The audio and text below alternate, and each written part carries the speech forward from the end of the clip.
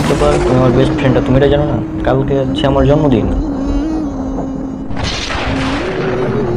কিন্তু এটা ইসলামে একেবারে নিষিদ্ধ এবং হারাম।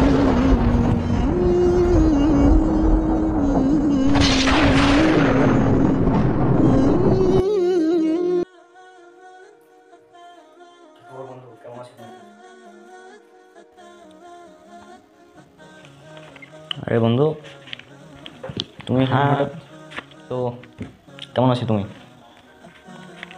হ্যাঁ, ভালো। তুমি কেমন আছো? আলহামদুলিল্লাহ ভালোই আছি। আর কালকে কী দিন সেটা তো জানো নাকি? কালকে কিসের দিন? আজিব ব্যাপার, তুমি আমার বেস্ট ফ্রেন্ডটা তুমি এটা জানো না? কালকে হচ্ছে আমার জন্মদিন। আচ্ছা, এটা তো তোমার মনে রাখা উচিত ছিল। কাল তোমার জন্মদিন। হ্যাঁ, আর জন্মদিনে আমি খুব বড় একটা পার্টির আয়োজন করছি, বার্থডে পার্টি। আশা করি তুমি এটাতে জয়েন করবা। বন্ধু, একটা কথা শোনো ভালোভাবে। এই যে জন্মদিন তুমি বলছো, এই জন্মদিন এটা খ্রিস্টান, ইহুদি এদের একটি সংস্কৃতি। এটা আমাদের ইসলামে মুসলমানদের জন্য এটা নয়। এটা খ্রিস্টানরা করে থাকে, তাদের জন্মদিন পালন করে ইত্যাদি করে, কিন্তু এটা ইসলামে একেবারে নিষিদ্ধ এবং হারাম। রাসূল সাল্লাল্লাহু আলাইহি সাল্লাম তার জন্মদিন পালন করেননি, এছাড়াও সাহাবারাও করেননি কেউ। যে উইশ করতে বলা হয়, যে বলা হয় হ্যাপি বার্থডে, শুভ জন্মদিন, এগুলো বলা হয়। আসলে তোমার জন্মদিন শুভ কি অশুভ এটা তো আমরা জানি না। এটা জানি আল্লাহ সুবহানাহু ওয়া তাআলা। কার শুভ দিন, কার অশুভ দিন, এগুলো সব আল্লাহ জানে, এটা আমরা কেউ বলতে পারি না।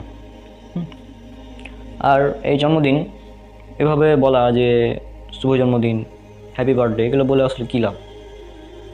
আমি তোমাকে বললাম হ্যাপি বার্থডে, তার মানে কি তোমার বার্থডেটা হ্যাপি কাটবে? আমি বলার মতোই কাটবে এরকম তো না, তাই না? এটা আসলে খ্রিস্টানরা তাদের থেকে আসছে, আমাদের মুসলমানদের সমাজে ঢুকে গিয়েছে, কিন্তু আসলে এটার কোনো ভিত্তি নাই। মানে এটা জাস্ট মানুষ করছে তাই, এবং এটা বিজাতীয় সংস্কৃতি। আর রাসূল সাল্লাল্লাহু আলাইহি ওয়াসাল্লাম বলেছেন সুনান আবু দাউদ হাদিস নাম্বার 4031, যে ব্যক্তি অন্য জাতির সাদৃশ্য অবলম্বন করবে সে তাদের অন্তর্ভুক্ত। অর্থাৎ তুমি যদি এভাবে জন্মদিন পালন করো, জন্মদিন উইশ করে বেড়াও ইত্যাদি, কেক টেক কেটে ইত্যাদি করো, তাহলে কিন্তু বুঝতে পারছো কী হবে কিয়ামতের দিন।